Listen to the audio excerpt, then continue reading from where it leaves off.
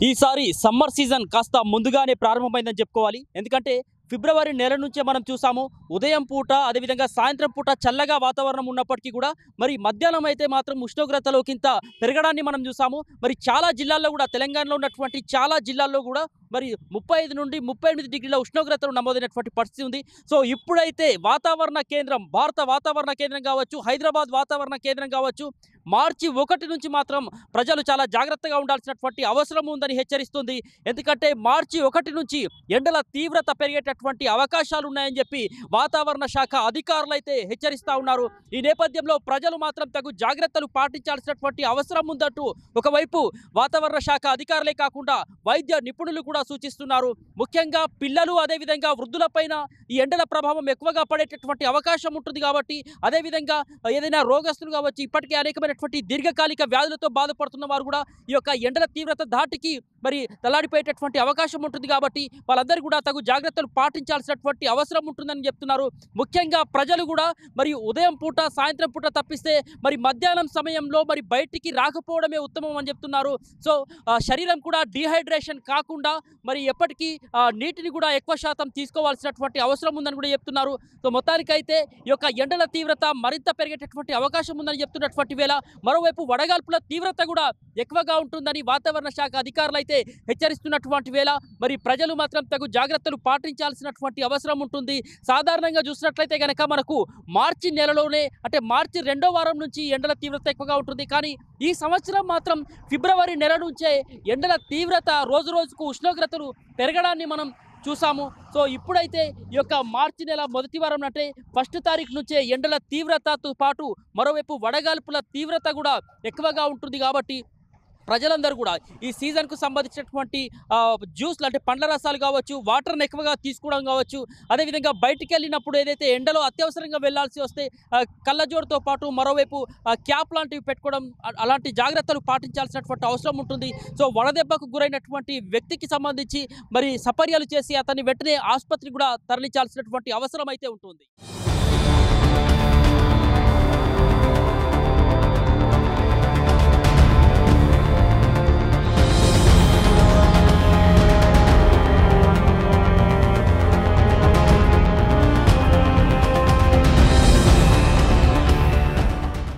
మార్చి మొదటి వారం నుంచే ఎండల తీవ్రత ఎక్కువగా ఉంటుందని ఇప్పటికే వాతావరణ శాఖ హెచ్చరిస్తున్నటువంటి నేపథ్యంలో మరి ప్రజలు వడదెబ్బకు గురికాకుండా ఎటువంటి జాగ్రత్తలు తీసుకోవాలనేటటువంటి తదితర అంశాల గురించి మనతో పాటు మాట్లాడడానికి డాక్టర్ ప్రధాన్ గారు ప్రస్తుతం మనతో పాటు ఉన్నారు. నమస్కారం సార్. ఇప్పటికే భారత వాతావరణ కేంద్రం, మరోవైపు హైదరాబాద్ వాతావరణ శాఖ కూడా హెచ్చరిస్తుంది.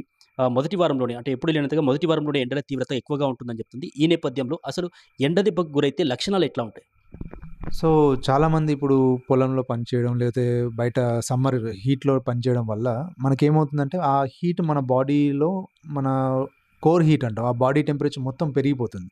యూజువల్‌గా మనం వడదెబ్బ అని ఎప్పుడంటామంటే 41 డిగ్రీల సెంటీగ్రేడ్ బాడీ టెంపరేచర్ దాటితే, అంటే యూజువల్‌గా మనకు 37.4 నార్మల్. 41 దాటింది అంటే మనకు వడదెబ్బ వచ్చేస్తుంది. 41 దాటగానే ఏమవుతుందంటే మన మెదడు పనిచేయడం, మన బాడీలో నాడీ వ్యవస్థ అన్నీ గుండె కొట్టుకోవడం ఇవన్నీ చాలా నెమ్మదిస్తాయి. దానివల్ల ఏమవుతుందంటే మన సోయి తప్పి పడిపోవడం, అలాంటి లక్షణాలన్నీ కనబడతాయి. ఇనిషియల్‌గా ఏంటంటే మనకు కళ్ళు తిరగడము, చెమటలు, మెల్లమెల్లగా చెమటలు కూడా వడదెబ్బ వచ్చినాక చెమటలు కూడా రావు. ఎందుకంటే మనం మెయిన్‌గా బ్రెయిన్ డ్యామేజ్ అవ్వడం వల్ల. అంత బాడీ టెంపరేచర్ ఎక్కువైనప్పుడు మనం ఏమవుతదంటే, ఆ పర్సన్ ఎవరైతే వడదెబ్బ తగిలి కింద పడిపోయినప్పుడు మనం ఏం చేయాలంటే అతన్ని వెంటనే ఒక చల్లని ప్రదేశానికి తీసుకురావడం. తర్వాత ఈ దుస్తులు ఏవైతే ఉన్నాయో కొంచెం లూజ్ చేయడము, అవసరమైతే చల్లటి నీళ్లు చల్లి ఫ్యాన్ దగ్గర పెట్టడం, వెంటనే దగ్గరలో ఉన్న హాస్పిటల్ తీసుకురావడం అనేది ఉత్తమం. అతను పూర్తిగా సోయలేకపోతే మాత్రం నోటి ద్వారా ఏమీ అందించకూడదు. ఎందుకంటే అతను గొంతులో వెళ్ళిపోతుంది తెలియకుండా అది. గొంతులో అంటే అన్నవాహికలో కాకుండా ఊపిరితిత్తుల్లోకి వెళ్ళిపోతూ ఉంటాయి. సో, అన్‌కాన్షియస్ ఉన్నప్పుడు మాత్రం నోటి ద్వారా ఏం తాగించకూడదు. వెంటనే హాస్పిటల్ తీసుకొచ్చే ప్రయత్నం అయితే చేయండి. మెయిన్‌గా వడదెబ్బకు గురి కాకుండా ప్రజలు ఎటువంటి జాగ్రత్తలు తీసుకోవాల్సిన అవసరం ఉంది? వడదెబ్బ ఎక్కువగా వృద్ధులలో, పిల్లలలో ఎక్కువగా ఉండే అవకాశాలున్నాయి. ఎందుకంటే వీళ్ళ హీట్ తొందర బాడీ తట్టుకోలేదు. రెండోది, ఈ పిల్లలు, పెద్దవాళ్ళు దాదాపు వీలైనంత వరకు ప్రయాణాలు చేయకపోవడం చాలా ఉత్తమం. ఇక పెద్దవాళ్ళు బయట సన్‌లైట్‌కి పనిచేసేవాళ్ళు బాగా వేడిగా ఉన్న ప్రదేశంలో అయితే పని చేయకపోవడం మంచిది. వీలైనంత వరకు ఆహ్, విపరీతంగా వేడిగా అనిపించడం, మనం శరీరం కొంచెం తేడా అనిపించినప్పుడు మనం చల్లగాలికి లేదా చెట్టు కిందకి రావడం ఉత్తమం. వీలైనంత తగినంత నీరు తీసుకోవాలి. ఎందుకంటే నీటి వల్ల మనం డీహైడ్రేట్ అవ్వకుండా ఉంటాము. పిల్లలు, పెద్దవాళ్ళు మరీ జాగ్రత్తగా నీరు శాతం తగినంతగా తీసుకోవాలి. చాలామంది షుగరు, బీపీ, ఇతరత్ర కిడ్నీ ప్రాబ్లమ్ ఇట్లాంటివి ఉన్న వాళ్ళు మాత్రం కొంచెము ఎండకు ఎక్స్‌పోజ్ అవ్వకుండా ఉండడమే బెటరు. ఆహ్, వీలైనంత వరకు ఏమన్నా జర్నీస్ అనేటివి కట్టేస్తే బెస్ట్. ఎందుకంటే వడగాలుల వల్ల గూడా మనకి ఎక్కువగా వడదెబ్బ జరిగే అవకాశం ఉంటుంది. దుస్తులు గూడా సిల్క్ అట్లాంటివి కాకుండా కాటన్ దుస్తులు ధరిస్తే మంచిది. మొత్తానికి చాలామంది ఎండ దెబ్బతో అంటే ఎండల కారణంగా, ఎండల తీవ్రతతో, దాహంతో వాళ్ళు శీతల పానీయాలు ఎక్కువగా ఆశ్రయిస్తా ఉంటారు. కొంతమంది కూల్ డ్రింక్స్ గూడా తాగుతా ఉంటారు. ఓఆర్ఎస్ లాంటివి తాగుతా ఉంటారు. వీటి వల్ల ఎటువంటి దుష్పరిణామాలు ఉంటాయి? అవి తాగే అవకాశం ఉంటుంది. అవసరం ఉంటుంది. ఈ కూల్ డ్రింక్స్, బెవరేజెస్ ఎప్పుడూ మనకు మంచివి కావండి. అవి ఎక్కువ తాగకూడదు. ఈ వడదెబ్బ ఇట్లాంటివి వచ్చినప్పుడు నీరే మనం తగినంతగా తీసుకోవాలి. అంటే ఈ కూల్ డ్రింక్స్ వల్ల అందులో షుగర్ కంటెంట్ ఎక్కువగా ఉంటుంది. రెండోది ఆల్కహాల్ చాలామంది ఆల్కహాల్ కూడా మంచిది కాదు. ఈ 2 మనము చాలా వరకు అవాయిడ్ చేయడం ఉత్తమం. రెండోది ఇప్పుడేందంటే చాలా వరకు అందరూ ఏం చేస్తున్నారంటే ఏదొచ్చినా సరే ఓఆర్ఎస్ తాగడం స్టార్ట్ చేస్తున్నారు. ఓఆర్ఎస్ అంటే అందులో కొన్ని ఖనిజాలుంటాయి, షుగర్ కంటెంట్ ఇవన్నీ ఉంటాయి కదా! మనం ఇష్టం వచ్చినట్టు ఏది తీసుకోకూడదండి. ఎందుకంటే ఇప్పుడొచ్చే ఓఆర్ఎస్‌లో మీరు బాటిల్ కింద ఓఆర్ఎస్ క్యాప్స్ కింద చూస్తే దిస్ ఈస్ నాట్ ఓఆర్ఎస్ అని రాస్తారు. పైన మాత్రం మనకు వేరేలా కనబడుతుంది. కింద మాత్రం దిస్ ఈస్ నాట్ ఓఆర్ఎస్ అని రాస్తారు. సో, జాగ్రత్తగా చూసుకోండి. ఓన్లీ మోషన్స్ అయ్యి ఇట్లాంటి ఖనిజాలు బాగా తగ్గిన వాళ్ళకు, ఇట్లాంటి వాళ్ళు ఓఆర్ఎస్ అట్లాంటివి తీసుకుంటారు. ఏది పడితే అది ఇష్టం వచ్చినట్టు రోజు 2, 3 ప్యాకెట్లు అట్లయితే తీసుకోకండి. రెండోది అది కూడా డబ్ల్యూహెచ్ఓ నిర్ధారించిన ఓఆర్ఎస్‌లు మాత్రమే తీసుకోండి. మామూలుగా ఈ సమ్మర్‌లో ఆహార నియమాలకు సంబంధించి ఎటువంటి ఆహార నియమాలు పాటించాల్సిన అవసరం ఉందంటారు? చాలా వరకు మనం తాజా ఆకుకూరలు, తాజా కూరగాయలు అవి తీసుకోవాలి. డైలీ ఫ్రిడ్జ్‌లో పెట్టినయి లేకపోతే షెల్ఫ్ లైఫ్ అయిపోయినయి, అలాంటివి పాడైపోయినయి కాకుండా తాజాయి తీసుకోవాలి. ఎందుకంటే ఎక్కువగా మనకు విరేచనాలు అట్లాంటివి సమ్మర్‌లోనే ఎక్కువగా ఉంటాయి. పెళ్ళిళ్ళలో మనం బయట ఫుడ్ తీసుకోవడం వీటి వల్ల కూడా విరేచనాలు వస్తుంటాయి. తగినంతగా బయట ఫుడ్ కూడా తీసుకోకపోవడం చాలా ఉత్తమం. ఆహ్, వాటర్ తగినంతగా తీసుకోవచ్చు. మెయిన్‌గా ఆహ్, బాగా కడిగిన కూరగాయలు శుభ్రంగా కడిగిన, ఎందుకంటే ఇప్పుడు కూరగాయల చుట్టూ అన్ని పెస్టిసైడ్స్ అవి ఉంటాయి కాబట్టి మంచిగా కాచి వడబోచిన నీళ్ళల్లో కడిగిన కూరగాయలు, ఉప్పు నీళ్ళలో కడిగిన కూరగాయలను అట్లా తీసుకుంటే మంచిది. అంటే కొంతమంది వడదెబ్బకు గురైనటువంటి క్రమంలో ఇంట్లో వాళ్ళు గావచ్చు, లేకపోతే తెలిసినటువంటి వాళ్ళ సలహాలతోని అంటే సొంత వైద్యం చేసుకుంటుంటారు. అది ఎంతవరకు సేఫ్ అంటారు? సొంత వైద్యం అనేది కొంతవరకే అండి. అంటే ఓన్లీ జస్ట్ ఫస్ట్ ఎయిడ్ వరకే మనం చేసుకోవచ్చు. పేషెంట్ అన్‌కాన్షియస్ ఉన్నాడు అంటే సోయి లేదు అన్నప్పుడు వెంటనే హాస్పిటల్‌కి రావడం ఉత్తమం. ఎందుకంటే వడదెబ్బ చాలా ప్రమాదకరం. ఒక్కసారి 41 డిగ్రీల సెంటీగ్రేడ్ బాడీ టెంపరేచర్ దాటిందంటే అది హాస్పిటల్‌లో తప్పించి బయట మనం చేయలేము. డిలే చేసిన కొద్దీ మనకు ఎక్కువ ప్రమాదం తప్పించి మంచి అవకాశాలు చాలా తక్కువ. సో, మెయిన్‌గా అందరికి నేను విన్నవించుకునేదేంటంటే వడదెబ్బ గురి కాకుండా ఉండండి. ఒకవేళ తప్పదు ఎవరికన్నా అయింది ఇలాంటి లక్షణాలప్పుడు వెంటనే హాస్పిటల్‌కి, మనకిప్పుడు 100 బెడ్ హాస్పిటల్, గవర్నమెంట్ హాస్పిటల్ చాలా పెద్ద హాస్పిటల్ వచ్చింది.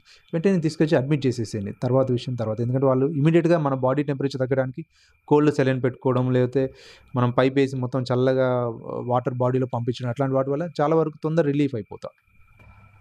సాధారణంగా ఇప్పటికే మార్చి నెలలో 10వ తరగతికి సంబంధించినటువంటి పరీక్షలుంటాయి. ఈ నేపథ్యంలో విద్యార్థులు ప్రధానంగా పాటించాల్సినటువంటి జాగ్రత్తలేంటి? విద్యార్థులకు నేనొకటి విన్నవించుకున్నాను. ఏంటంటే ఎగ్జామ్స్ అప్పుడు విపరీతంగా టెన్షన్ పడకండి. టెన్షన్ పడడం వల్ల మన బాడీలో స్ట్రెస్ హార్మోన్స్ అవన్నీ వచ్చి మనము చదివింది కూడా మర్చిపోతా ఉంటాం. చాలా వరకు కూల్‌గా ఎగ్జామ్‌కెళ్ళి ఏదైతే అది అని మనం చదివింది 100% అక్కడ రాయడానికి ప్రయత్నిస్తే చాలు. ఖచ్చితంగా నాకు రిజల్ట్ రావాలి. చాలామంది ఎలా అంటారు నాకు ఫస్ట్ ర్యాంక్ రావాలి, సెకండ్ ర్యాంక్ రావాలని ఖచ్చితంగా ఒక నిబంధన పెట్టుకొని ఎళ్తారు. అలా నిబంధన పెట్టుకోవడం వల్ల ఏందంటే తెలియని టెన్షన్ వచ్చేస్తుంది. అలా కాకుండా చదివింది నేను 100% చదివాను. 100% ఎంతవరకు చదివానో అంతవరకు నేను ఎగ్జామ్‌లో రాయగలను అనుకుంటే చాలా వరకు టెన్షన్ తగ్గిపోతుంది. దానివల్ల మీకు ఎక్కువగా మార్క్స్ వచ్చే అవకాశం కూడా ఉంటుంది. రెండోది ఏదైనా ఈజీగా గుర్తుండాలంటే పొద్దున చదివిన విషయాన్ని నైట్ కంపల్సరీ రివిజన్ చేయాలండి. ఎందుకంటే తెలియకుండా మనము నిద్రలో అది ఆటోమేటిక్‌గా కన్సాలిడేషన్ అవుతుంది. అంటే కన్సాలిడేషన్ అంటే చదివిన విషయాన్ని మన మెదడు మళ్ళీ ఆటోమేటిక్‌గా రివిజన్ చేసుకుంటుంది. అలా మనం రివిజన్ చేయడం వల్ల మనకు ఎక్కువగా గుర్తుంటుంది. చాలామంది ఒకసారి చదివేసి ఎగ్జామ్‌కెళ్ళిపోతారు. అది మాత్రం మనకు గుర్తుండదు. చాలా వరకు గుర్తుండదు. మూడోది ఎగ్జామ్ చదివాము, అన్నీ రాసాము. రిజల్ట్ ఎలా వచ్చినా మాత్రం తొందరగా కుంగుబాటుకి గురవ్వకండి. డిప్రెషన్‌కి వెళ్ళకండి.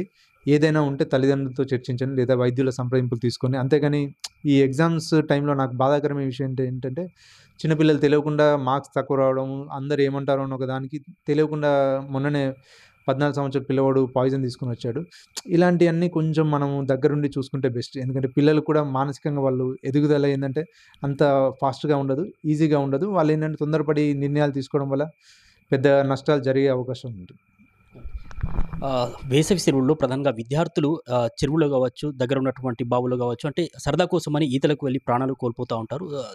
దానిపైన ఏం చెప్తారు మీరు? ఈ ఈ విషయం ఏంటంటే ఎక్కువ శాతం వేసవిలో ఏందంటే మన పిల్లలు సెలవులొస్తాయి గదా! ఈతకు వెళ్ళాలని ఒక సరదా ఉంటుంది. కానీ సరదా ఏంటంటే చాలా వరకు ప్రాణాపాయంగా మారొచ్చు.